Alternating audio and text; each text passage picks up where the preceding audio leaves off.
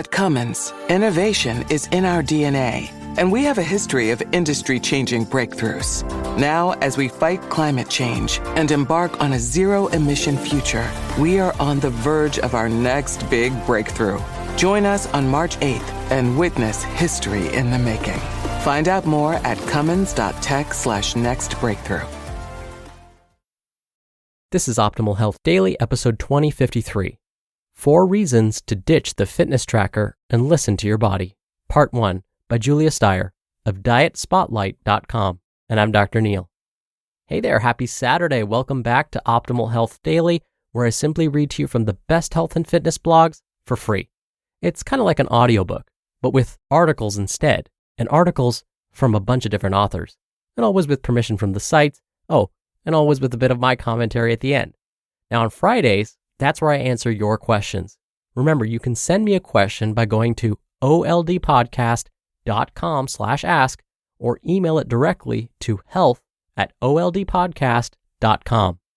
Now, today's episode is a little longer than normal, so I'll read the first half today and finish up the rest for you tomorrow. So with that, let's hear part 1 as we optimize your life. 4 Reasons to Ditch the Fitness Tracker and Listen to Your Body. Part 1 by Julia Steier of DietSpotlight.com. You've decided to start living a healthier lifestyle. 1 year ago, you started tracking your food consumption with a free fitness tracker app such as MyFitnessPal.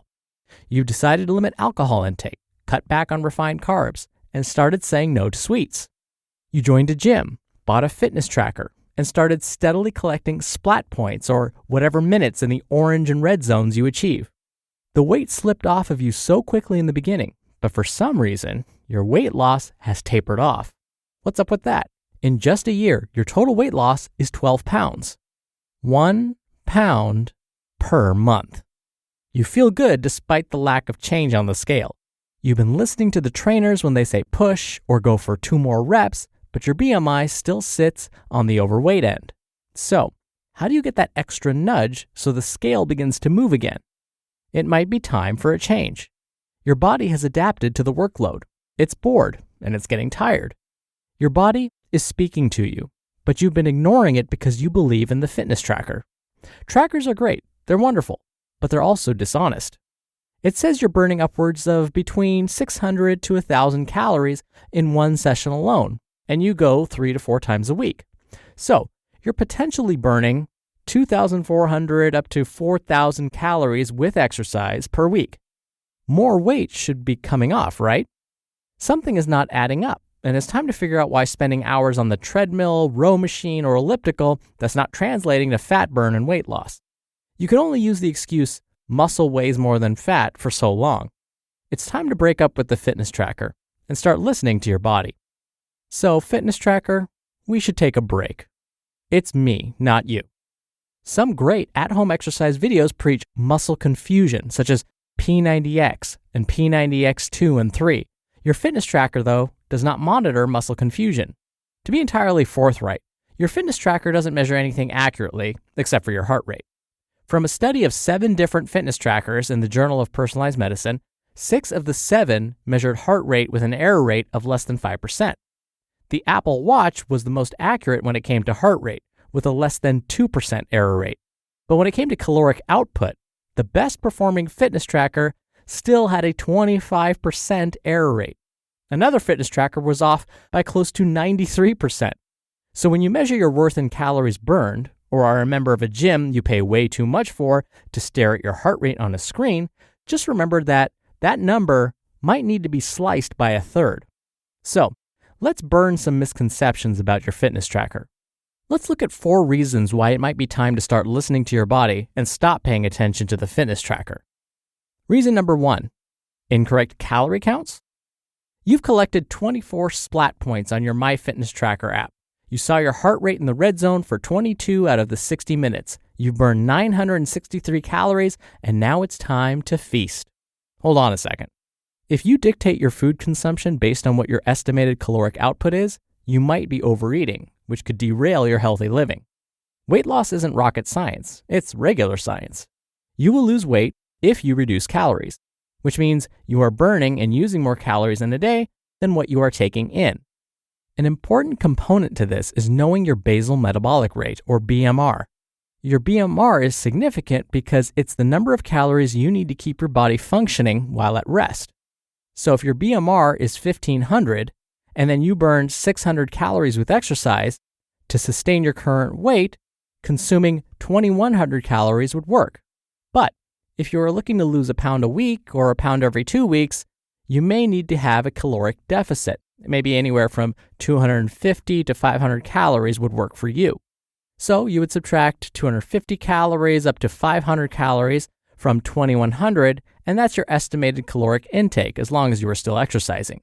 However, if you are in a calorie deficit for an extended period, you may not continue losing weight, and as a result, you may cut calories for too long.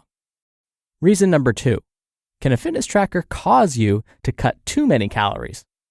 For those on the opposite end of the spectrum, those who begin tracking calories with an app that syncs up to the fitness tracker, this can propel them into achieving immediate weight loss. With the caloric deficiency, there will be weight loss, but quick weight loss can be traced to water weight and glycogen stores. However, to maintain steady weight loss, there needs to be a degree of progression with your workouts. Greater volume, higher workload, longer duration, whatever it is, it has to develop continuously. As your body gets stronger, you could reach a point where your weight loss begins to taper off or stop altogether, and that can be linked back to your body adapting to the calorie restriction. And if there isn't change, the weight loss plateau is your body's way of telling you to make a change, regardless of what the fitness tracker reads. If you hit a weight loss plateau, you need to listen to your body.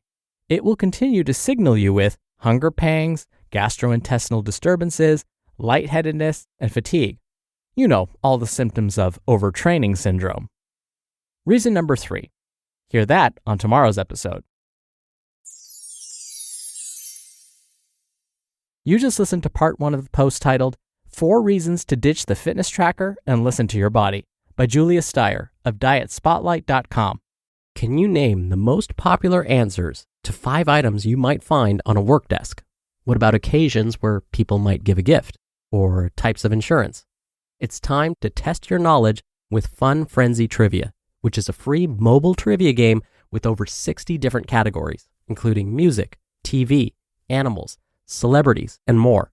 If you choose the most popular answers to each question and beat the clock, you move on to the next level. Fair warning, the questions get harder over time. But if you get stuck, you can use coins and gems to get some helpful hints.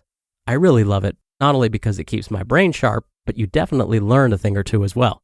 Fun Frenzy Trivia is an exciting brand new game on the App Store from the creators of the #1 trivia app, Trivia Star. Download Fun Frenzy Trivia today to challenge yourself. Just go to the Apple or Google Store and search for Fun Frenzy Trivia. Download Fun Frenzy Trivia for free today and get ready to flex your brain muscles. Dr. Neil here for my commentary.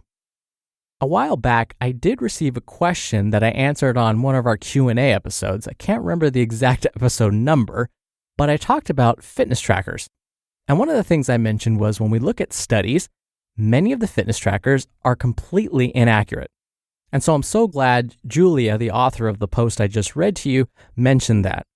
And so if we plan everything around our fitness trackers, we're probably going to be doing the wrong things. Just as she mentioned, we may end up overestimating how many calories we burn.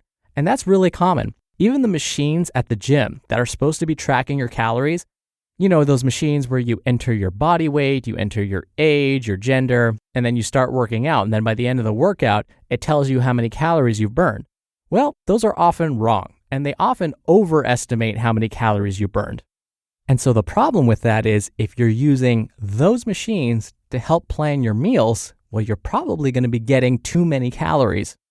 And then the other problem is, depending on how you're tracking your meals, whether you're actually writing down the exact portions that you're having, whether you're able to match the exact food you ate with the food that's found in some of these apps, that's going to definitely mess with how many calories it's telling you you're eating every day. And chances are, again, that's not going to be super accurate.